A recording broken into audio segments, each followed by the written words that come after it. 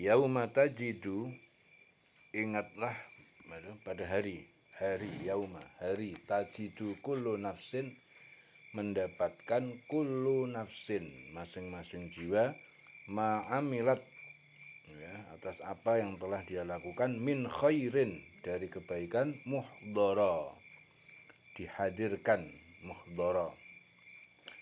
Wa ma'amilat, dan apa yang telah dia lakukan, min su'in, dari kejahatan, tawaddu, ya, berharap, lau anna bainaha, bahwa di antara dia, wa bainahu, dan di antaranya, di antara dia, wa bainahu, dan di antara hari kiamat, amadan ba'ida, adalah jarak masa yang jauh, masih lama. Wa yuhadzirukumullah, dan Allah memberi peringatan kepada kalian, nafsahu, dengan dirinya. Wallahu ra'ufum bil ibad, dan Allah Maha Penyayang terhadap hamba-hambanya. Dan ingatlah pada hari ketika yauman tajidu kullu nafsin, ya, pada hari ketika setiap jiwa mendapatkan balasan atas kebajikan yang telah dikerjakan, dihadapkan kepadanya, min khairin muhdara, ya. Wa ma'amilat min su'in, begitu juga balasan atas kejahatan yang telah dia kerjakan.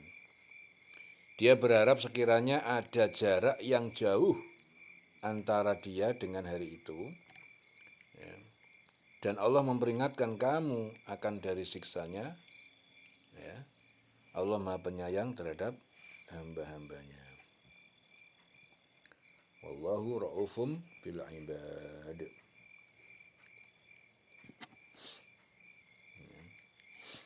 Orang-orang yang menentang perintah Allah, ya, hendaknya dia mewaspadai pada suatu hari masing-masing jiwa nanti menyaksikan hasil perbuatan baiknya walaupun hanya sedikit.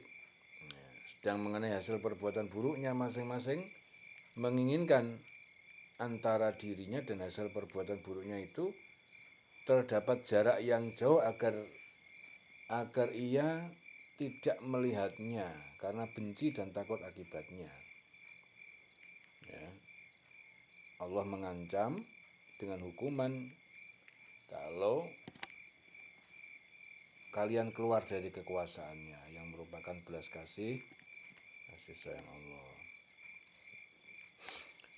Jadi kebajikan atau dalam bahasa Arab itu disebut al-khair, itu nama untuk semua perbuatan yang mendekatkan diri kepada Allah. Itu al-khair, ya, berupa amal-amal soleh, baik berupa perkataan maupun perbuatan, yang besar maupun yang kecil, ya. Jadi hal ini disebabkan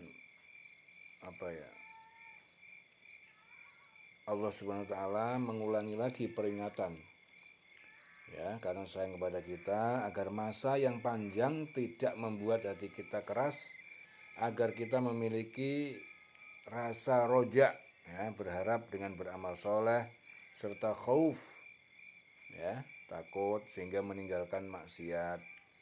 Kita meminta agar Allah, ya, mengkaruniakan kepada kita rasa takut kepada siksanya yang terus menerus, agar kita tidak melakukan perbuatan yang mendatangkan murkanya. Dan meminta kepada Allah agar mengkaruniakan kepada kita rasa roja, ya, berharap agar kita tidak terputus dari rahmatnya, ya. Qul in kuntum tuhibbunallah, qul in kuntum tuhibbunallah. Qul, katakan Muhammad, in kuntum, jika kalian telah tuhibbunallah, kalian mencintai Allah, fattabi'uni, maka ikutilah aku. Yuhibbukumullah, niscaya Allah akan mencintai kalian.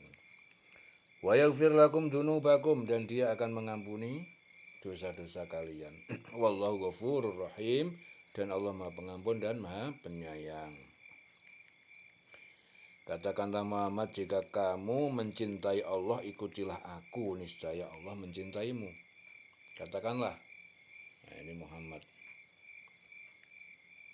Ya, jika kamu mencintai Allah, ikutilah aku, niscaya Allah mencintaimu. Ya, katakanlah, ya, qul, katakan, in kuntum tuhibbunallah, jika kamu mencintai Allah, ikutilah aku. Fattabi'uni, ikutilah aku. Yuhibbukumullah, niscaya Allah mencintaimu. Wa yaghfir lakum dzunubakum, dan mengampuni dosa-dosamu. Wallahu ghafurur rahim, dan Allah Maha Pengampun dan Maha Penyayang.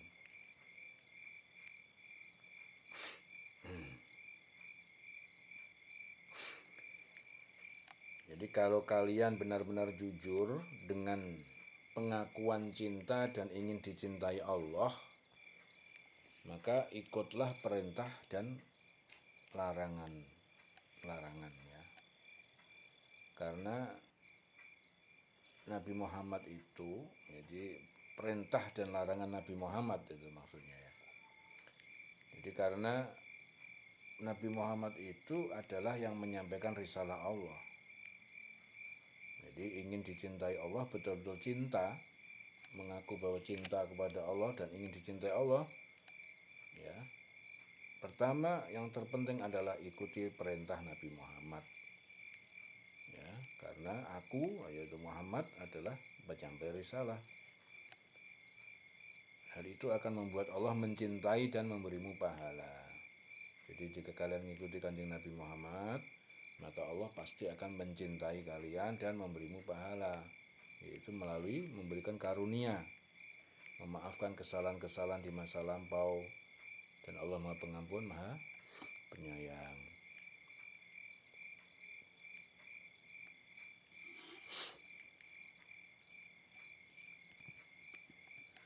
Qul ati'ullaha war rasul, katakan, ati'ullah, taatlah kalian kepada Allah wa Rasul dan juga Rasul. Fa in tawallau, maka jika kalian berpaling dari taat maksudnya. Fa innallaha la yuhibbul kafirin, maka sesungguhnya Allah tidak menyukai orang-orang yang kafir, ya, orang-orang kafir.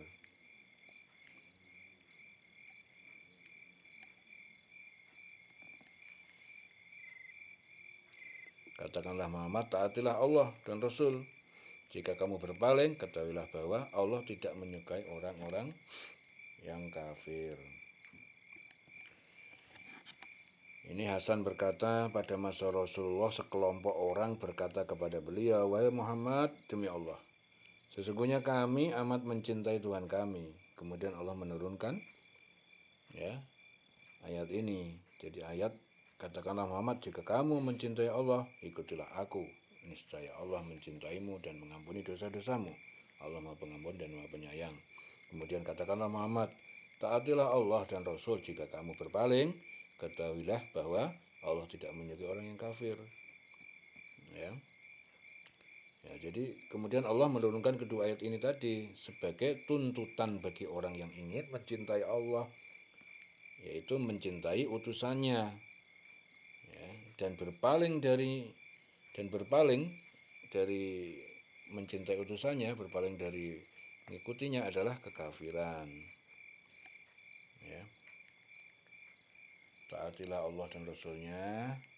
Jika mereka berpaling darimu, berarti mereka telah mengingkarimu dan mengingkari Allah. Dan ingat, Allah tidak menyukai orang-orang yang ingkar.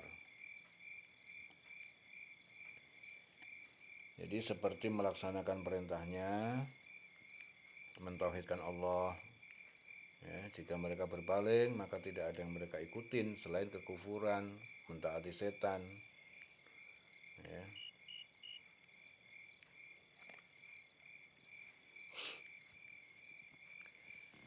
Innallaha astafa Adam wa Nuhan. Innallaha, sesungguhnya Allah istofa, dia telah memilih Adam wa Nuhan dan juga Nuh, wa ala Ibrahim, dan juga keluarga Ibrahim. Wa ala Imran dan keluarga Imran. Ya, Imran maksudnya Maryam dan Isa. Keluarga Imran itu Maryam dan Isa. Alal alamin, atas seluruh alam. Sesungguhnya Allah telah memilih Adam, Nuh, keluarga Ibrahim dan keluarga Imran melebihi segala umat pada masanya masing-masing. Ya. Jadi selain memilih Muhammad sebagai penyampai risalah, ya, selain Allah memilih Nabi Muhammad sebagai penyampai risalah dengan menjadikan upaya meneladaninya sebagai sarana untuk memperoleh kecintaan, ampunan dan kasih sayang Allah. Allah juga memilih siapa? Adam, Nuh, Ibrahim dan keturunannya, Ismail, Ishak, ya, serta nabi-nabi lain keturunan mereka, ya, seperti Musa alaihissalam. Di samping itu Allah juga memilih keluarga Imran, ya. Keluarga Imran itu siapa? Di antaranya Isa dan bundanya yaitu Maryam. Isa dijadikan sebagai rasul dan rasul untuk Banu Israel. Jadi Isa dijadikan sebagai rasul untuk Banu Israel. Sedangkan Maryam dijadikan sebagai ibunya tanpa bapak. Ya. Jadi contohnya dengan menciptakan Adam dengan tangan Allah, ya, meniupkan kepadanya ruh ciptaannya, memerintahkan malaikat untuk sujud kepadanya, ya, kemudian menempatkannya di surga, memberinya ilmu pengetahuan, sifat santun, dan keutamaan yang melebihi makhluk-makhluk lain. Itu contohnya. Jadi Allah menjadikannya sebagai rasul pertama, memberinya taufik untuk bersabar dan siap memikul beban berat, rasa syukur yang tinggi, dan menyebut baik namanya di setiap waktu dan zaman. Nabi Ibrahim alaihissalam, siapa itu? Kekasih Allah, seorang yang rela mengorbankan dirinya ke dalam api, mengorbankan anaknya sebagai korban, mengorbankan hartanya untuk para tamu, seorang yang berdakwah kepada Allah di malam dan siang, secara sembunyi maupun terang-terangan. Allah menjadikannya sebagai apa? Sebagai teladan yang diikuti oleh generasi setelahnya.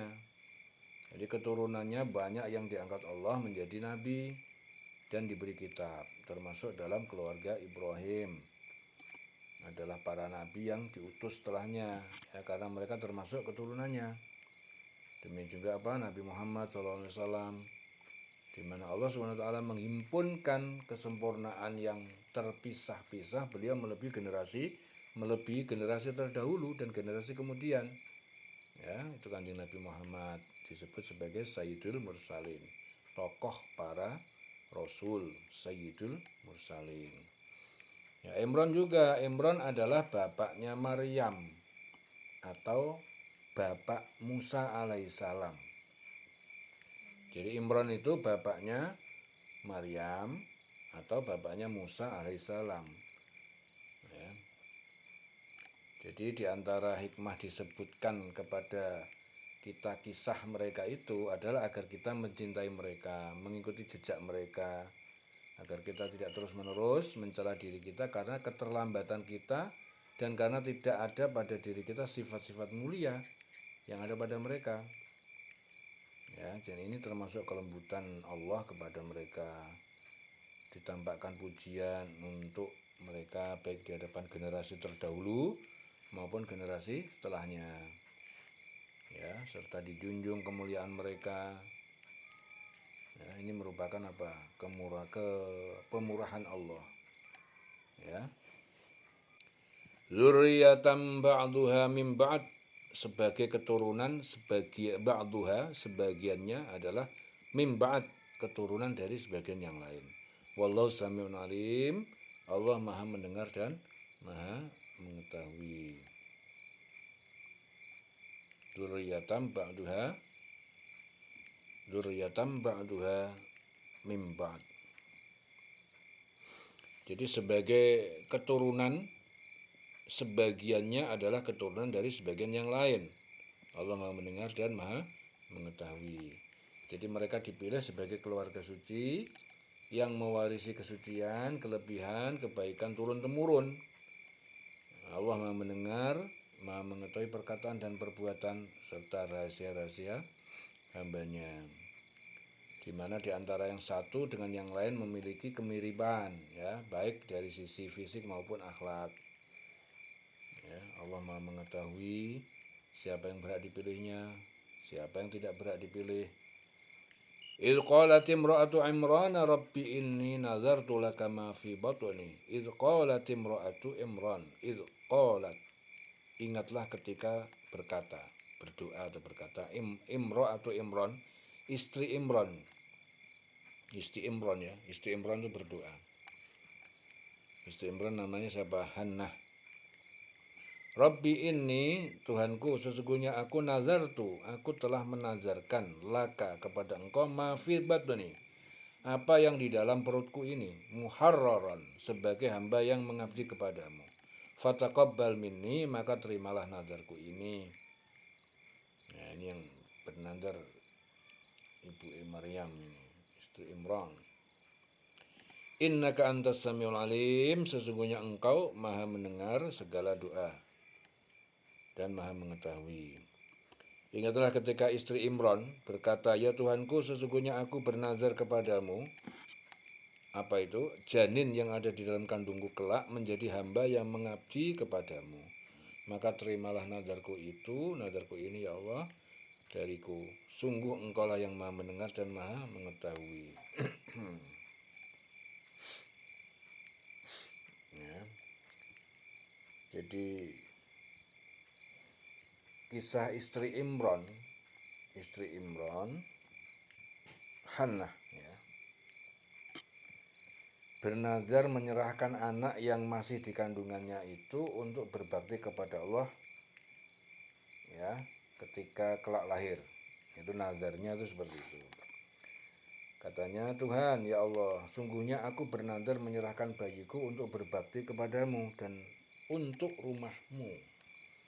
Maka terimalah persembahanku, ya Tuhan, ya Allah, sesungguhnya engkau maha mendengar dan setiap perkataan dan mengetahui segala sesuatu. Jadi ini diingatkan, wahai para rasul, tentang perkara Maryam, ya, ibunya dan anaknya Isa alaihissalam, untuk membantah orang-orang yang menuhankan Isa atau mengatakan sebagai anak Allah. Ya, jadi maksudnya ingatlah wahai para rasul tentang perkara Maryam, ibunya dan anaknya, yaitu Isa alaihissalam. Ya, untuk membantah orang-orang yang menuhankan Isa. Tidak disibukkan dengan urusan dunia, bahkan sibuk beribadah dengan Allah dan berkhidmat di Baitul Maqdis.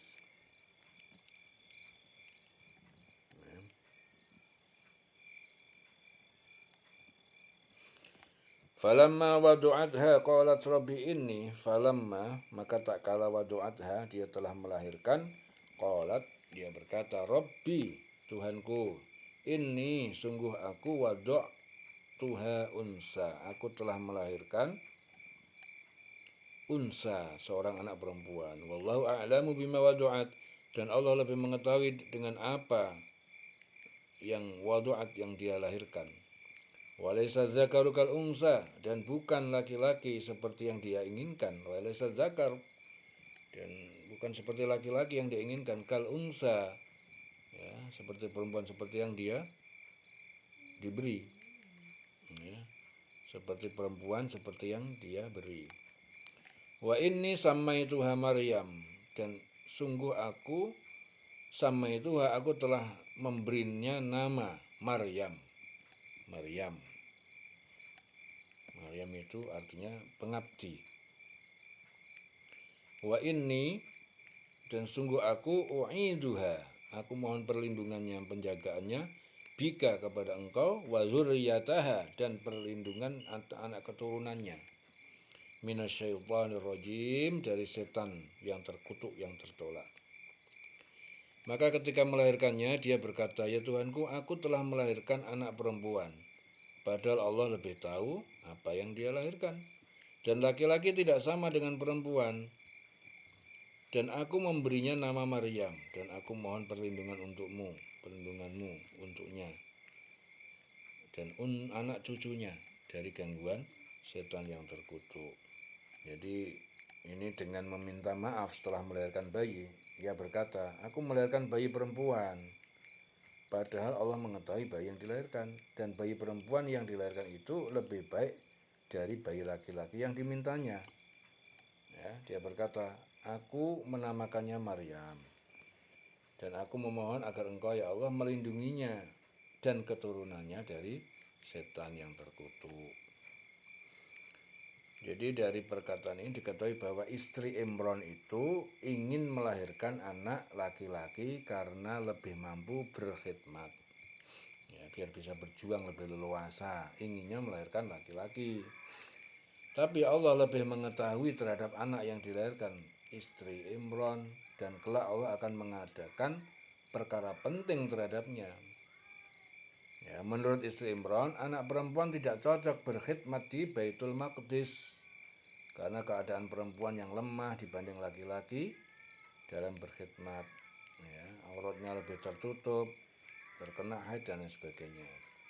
Fataqabbalaha rabbuha, maka Tuhannya Allah menerima Maryam biqabulin dengan penerimaan hasan yang baik, wa ambataha nabatan hasana, dia menumbuhkannya nabatan hasana dengan pertumbuhan yang baik, wa kafalaha Zakaria, dan dia menyerahkan pengasuhannya Zakaria kepada Zakaria.